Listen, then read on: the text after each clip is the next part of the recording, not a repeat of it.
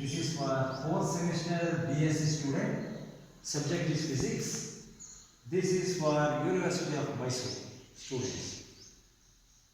Today's topic is Zeeman effect. What is Zeeman effect?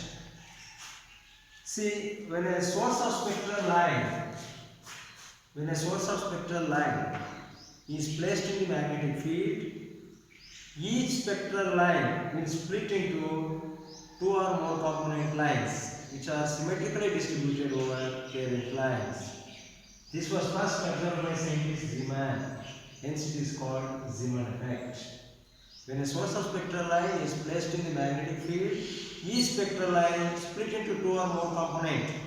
The component lines are symmetrically distributed over parent line. This was first noted by Zeeman, hence it is called Zeeman effect. See, there is a spectral line coming from some source. Now place the spectral line in a magnetic field. When this source of spectral line is placed, the spectral line is split into three or more component lines. These lines are symmetrically distributed. See, this is parent line. These are component lines. These two are component line. This is parent line. They are symmetrically distributed. This was first noted by Zeeman. Now, in Zeeman effect, there are two types of Zeeman effect. First one is normal Zeeman effect.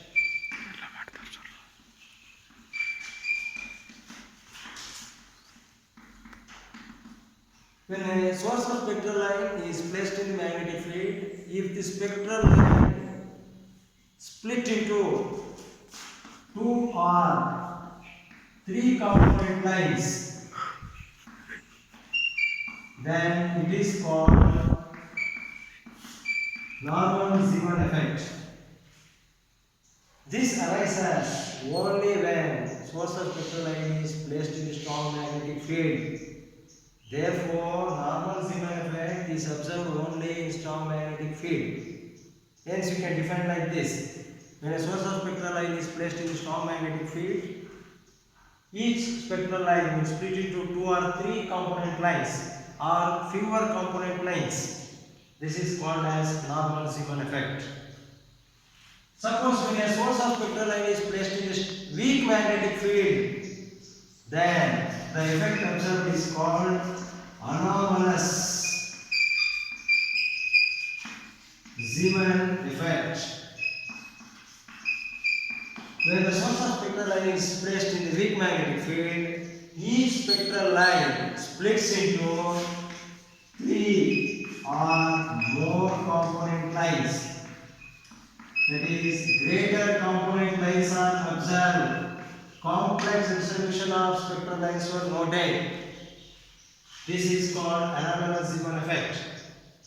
Here we are using the term anomalous because our expectation is, normal expectation is, splitting of spectral line into more component lines should take place in strong magnetic field. But we are observing it in weak magnetic field. So contradictory observation was noted. Hence it is called anomalous Zeeman effect. Briefing the entire explanation. What is Zeeman effect? When a source of spectral line is placed in the magnetic field, it splits into two or more component lines which are symmetrically distributed over parent lines. This is called Zeeman effect. What is normal Zeeman effect? When a source of spectral line is placed in the strong magnetic field, each spectral line splits into two or more component lines. It is called normal Zeeman effect. Anomalous Zeeman effect. When a source of spectral line is placed in the weak magnetic field, the splitting of spectral line will be three or more. More complex structure is observed. More number of spectral lines will form. More splitting takes place. It is called anomalous Zeeman effect. Now, the distance between these two spectral lines, that is parent line and component line, is called Zeeman effect.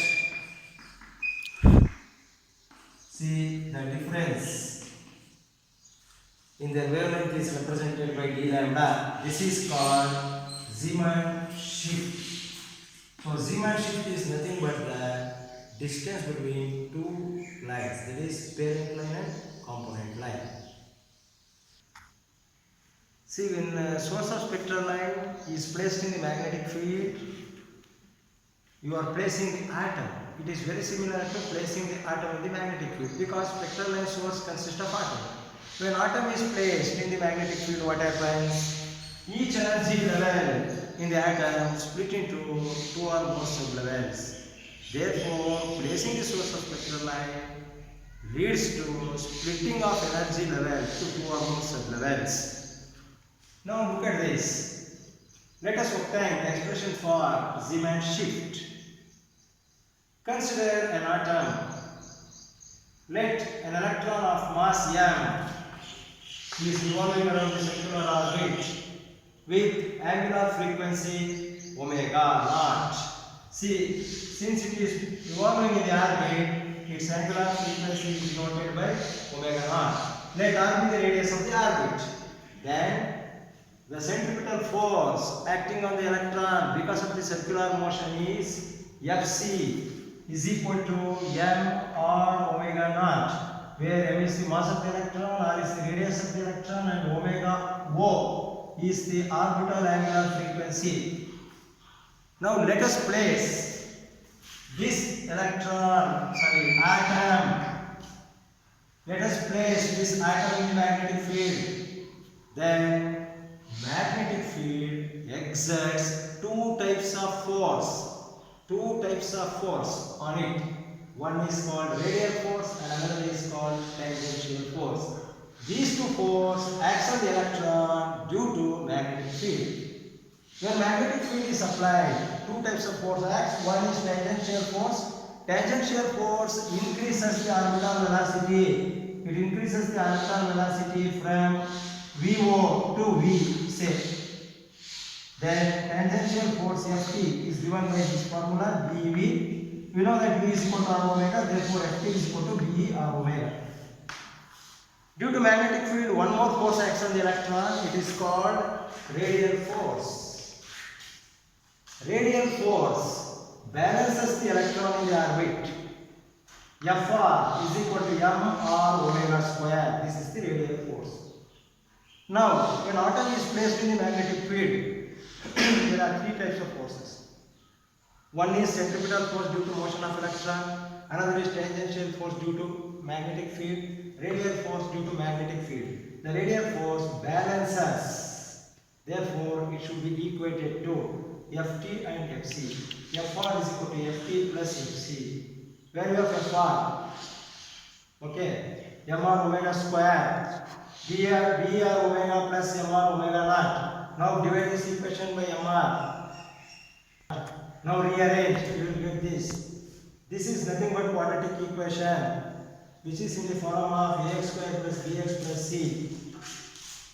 Now a is equal to 1, b is equal to minus b by m, c is equal to 1. So x is equal to omega. Using this formula, x is equal to minus b plus or minus square root of b square minus 4ac by 2a. You simplify. Omega is equal to be by 2a plus omega naught. Now rearrange, you will get this. You know that omega is 2 pi c by lambda. Therefore, omega naught is 2 pi c divided by lambda naught. We should not put c naught because c is constant quantity velocity of light.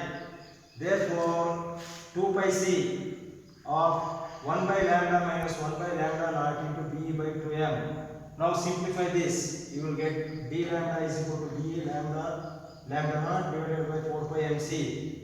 Since wavelength of parent line and wavelength of component line are approximately equal, we can write lambda naught is equal to approximately lambda. Then you will get d lambda is equal to b lambda square divided by 4 pi mc. This is the expression for Zeeman shift.